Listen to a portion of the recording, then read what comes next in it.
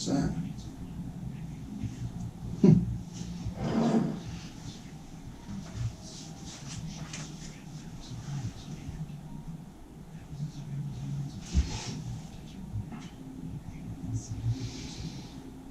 And a big thank you to Desert Financial Credit Union for sponsoring the KRIM Community Spotlight Program. Good morning, RIM Country. Chris Higgins in the studio. Hope you're having a wonderful Wednesday. That's right, it's hump day. We're halfway there. But I know I was amazed at typing in the date on our equipment for our live stream of the program, and it is already the 11th. It's already the 11th of January. We're almost halfway through January, which that is just too much. So our Community Spotlight program this morning, we're going to be talking about a sports shoe program here in Payson, run by, sorry about that, somebody trying to call, but run here by the Payson United Methodist Church, and also a student weekend food program that they do as well. And the sports shoe program is something that when I served on the Little League board and coaching Little League with my children, I remember seeing the folks from Payson, Methodist Church set up in the parking lot at Rumsey Park. And so this is a program that's been going on for a long time, has helped a lot of young people here in Payson, and just real honored and happy to have Tom Herbolsheimer on this morning to share more about this program. Good morning, Tom. Good morning. Thank you so much for coming on this morning and talking, to all of our listeners, to all of our viewers. If you want to watch, you can watch on the KRIM FM Facebook page or our YouTube channel, and learn more about this wonderful program. And also thank you for all of the years that you've devoted and dedicated to this program and to helping young people in our community. Well, thank you for having me. It's been a pleasure to do this. Yeah. The sports shoe program started roughly 10 years ago by a former pastor that we had.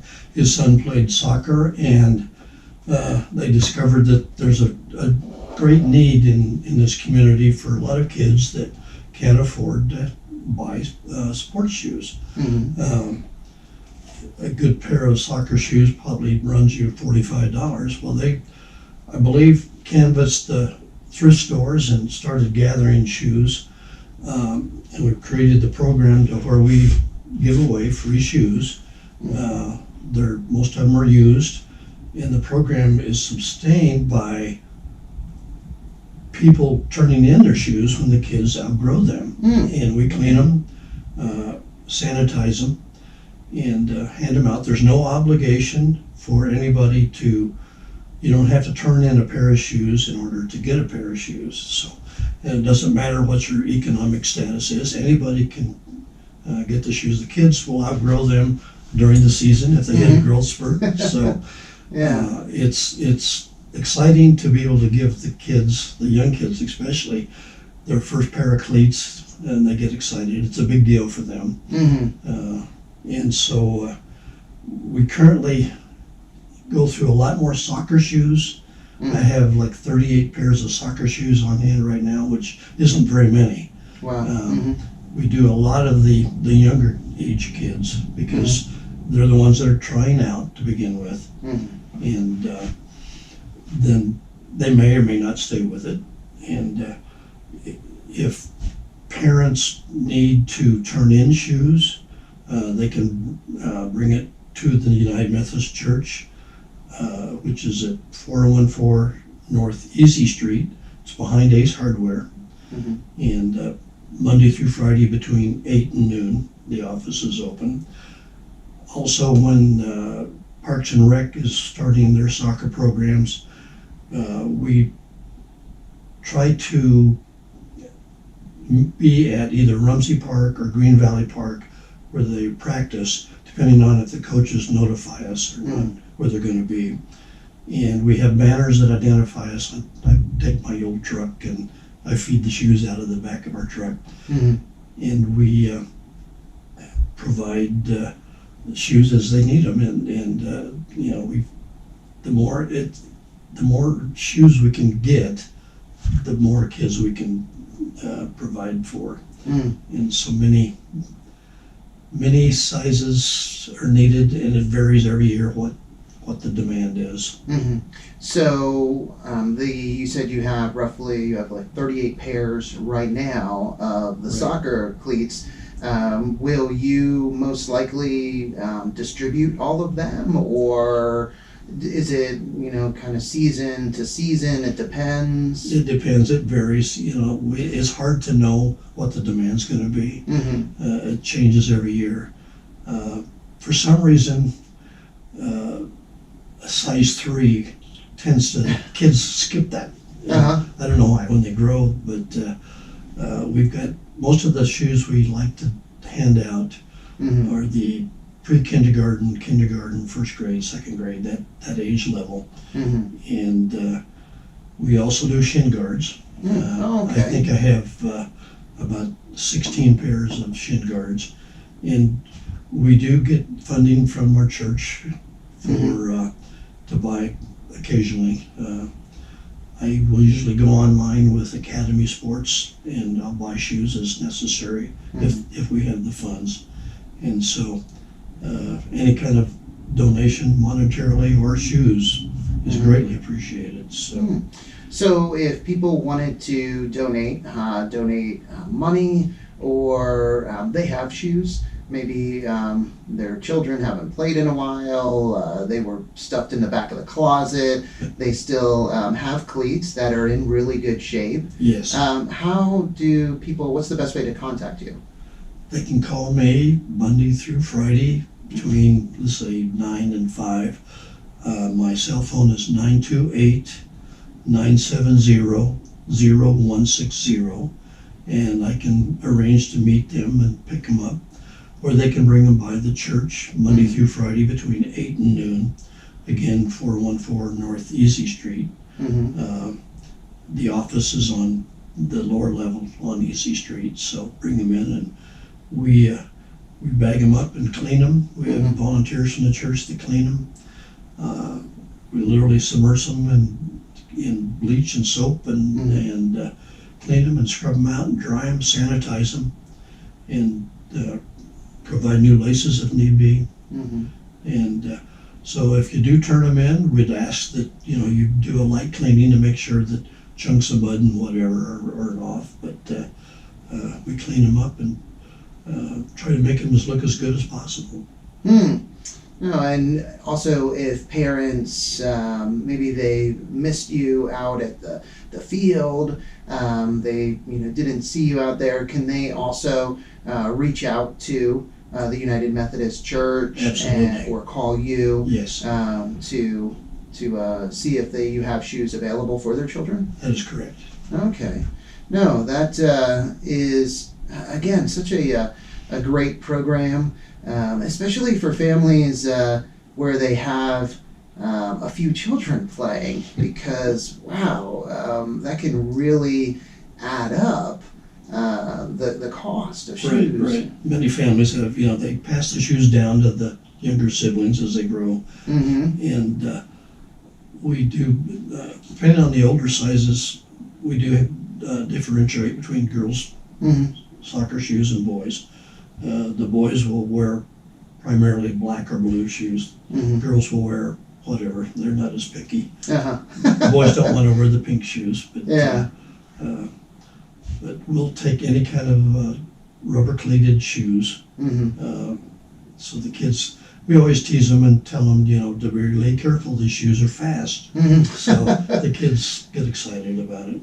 Oh yeah. I remember the kids, and when you get a new pair of sneakers or a new pair of shoes, you have to try them out and see how fast you can run. You can run so much faster with the new shoes than your old ones. So that's just how it is. Yes. Again, if you're just tuning in or watching us on our Facebook Live, talking with Tom Herbolsheimer and the sports shoe ministry that the Payson United Methodist Church does. And again, if you have shoes that you would like to donate, or if you'd like to make a donation to this ministry, the Payson United Methodist Church is at 414 North Easy Street, and that's just behind Ace. If you drive past Ace, you come to a four-way stop, and the church is on your right-hand side. That's Turn correct. right. Or you can give Tom a call, and his number is 928-978-0160. 970. 970. Thank you. 970-0160. And give him a call. And that's also if you would like to get shoes for your children for upcoming sports season, whether that's baseball, softball, or soccer. Correct. As well. So this is one of the programs you're involved in, one of the ministries. The other one is a student weekend food program. That's correct. So if you can tell everyone about this program. Okay, that program started back in 2013, 10 years ago, by the school district. It was started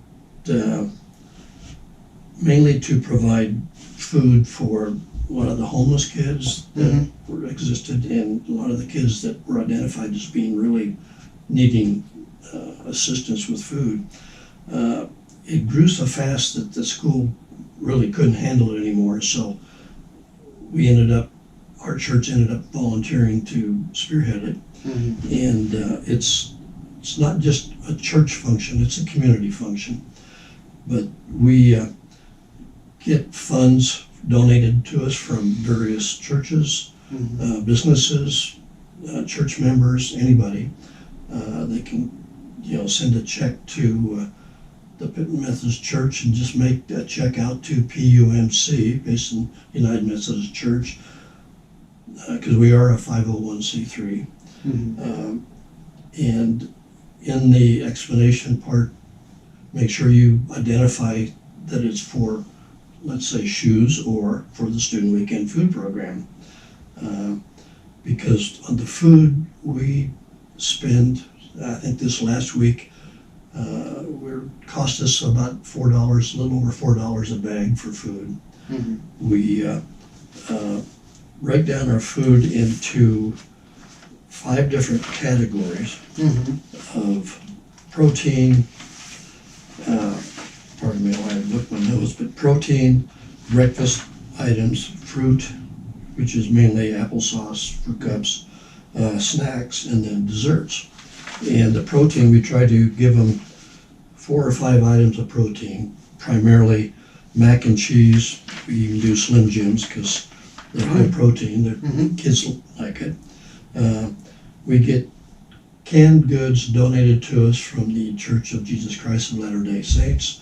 They have provided quite a large sum of food donation to us the last few years, and as well as some money.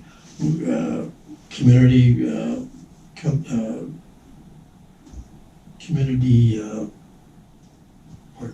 like organizations, organizations, or groups, businesses. Thank you. Yeah.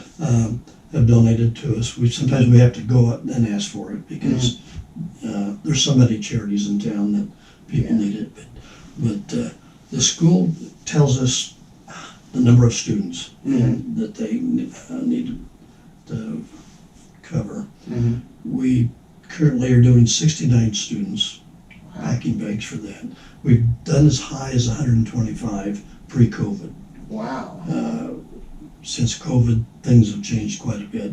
And the school tells us how many students, and we're doing the 4 schools. We're doing 10 students at Payson Elementary, I think 19, 20, and 20 at the other 3 schools.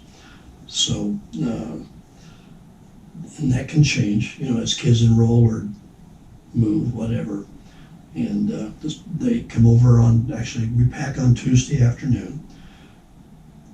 The school picks them up Wednesday morning and takes them to the individual schools.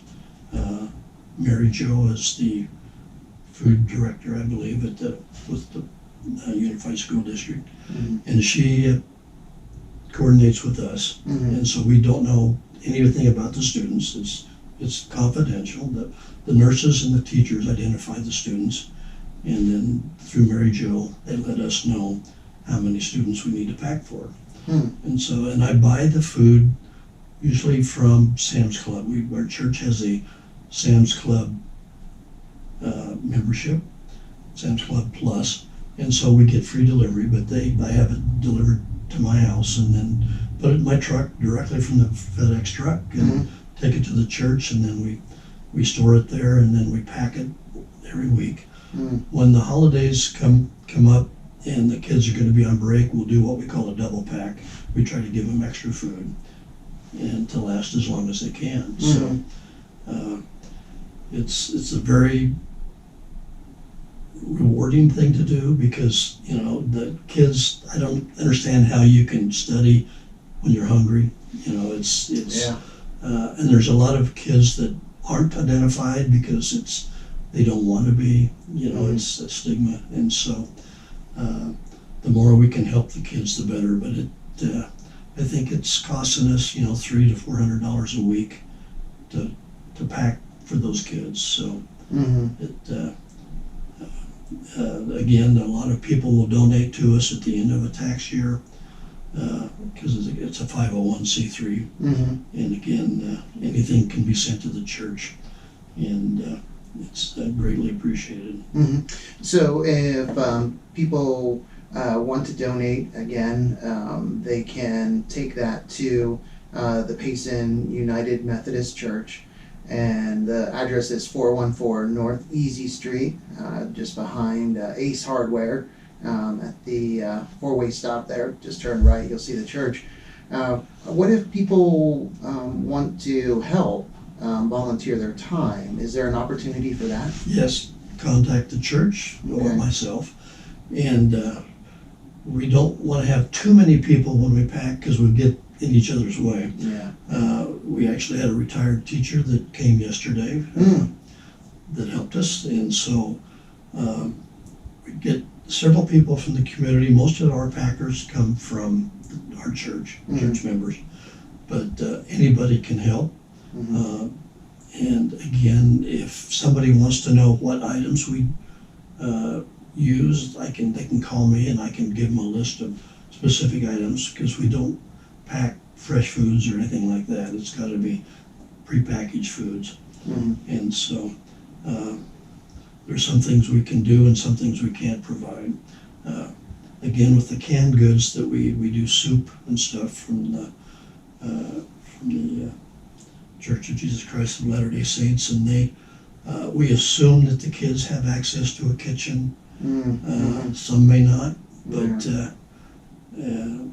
and hopefully a can opener. But I think most kids, even if they're living with a friend or somebody, they have access to that.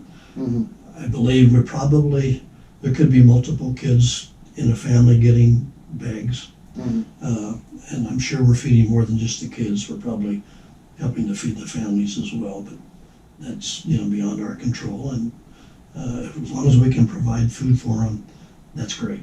It is. It's just a great program, and thankfully your church, thankfully the Payson United Methodist Church, was able to pick up the program, from the school. Correct. Since they weren't able to continue because of how much it grew and the need in the community. And the logistics of packing it and storing the food. So. Yeah, so that's a great thing, and I can't believe when you said that you had up to, before COVID, over 120 students. 125 kids. And currently, you said there's 69, and it is a pretty even distribution between the schools. When the number was higher, was it the same? Was it a pretty even distribution between all the schools, or? Yeah. The smaller, Payson Elementary is the smallest number. I think we're doing 10 students for there right now. Again, that's just kindergarten through second grade, probably. And then Julia Randall picks up close to, they're either 19 or 20. and then the high school and the middle school are like 20 apiece. So it can change, depending on what the teachers and the nurses identify. And so, we will do as much as we have funding for. We started off, since COVID, we started off the year with a decent amount of money. Again, people have donated for, tax reasons and just because they believe in the program.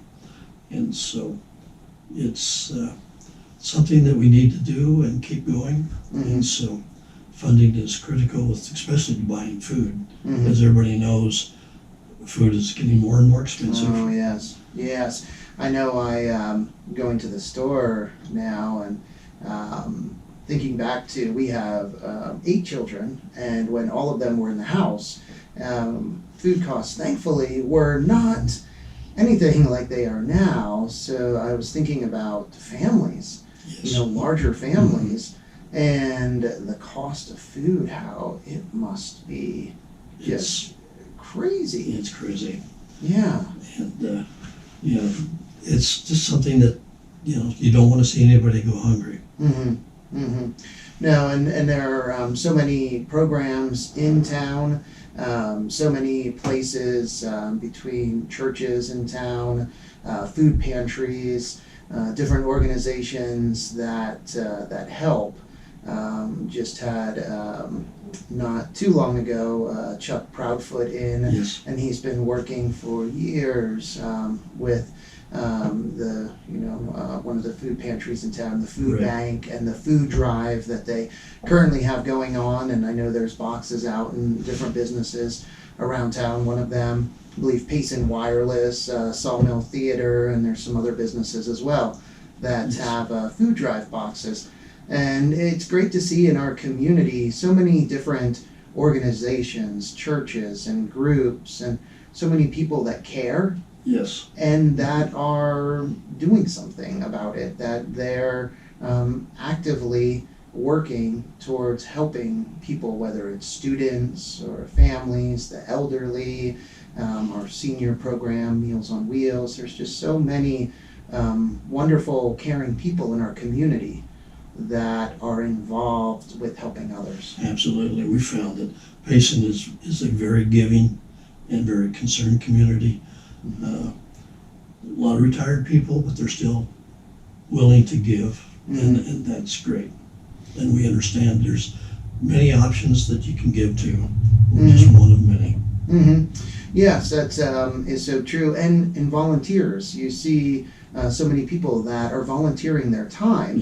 And I know one of the other areas or organizations, Banner Payson Medical Center, and we had Jennifer Lawless, she's the volunteer director, and talking about the volunteers they have there, and she's brought several different volunteers in. And something that's really impressed me is when you retire, basically you can do whatever you want with your time. Absolutely. I mean, your time is yours to spend it however you want, and all of us only have so much time.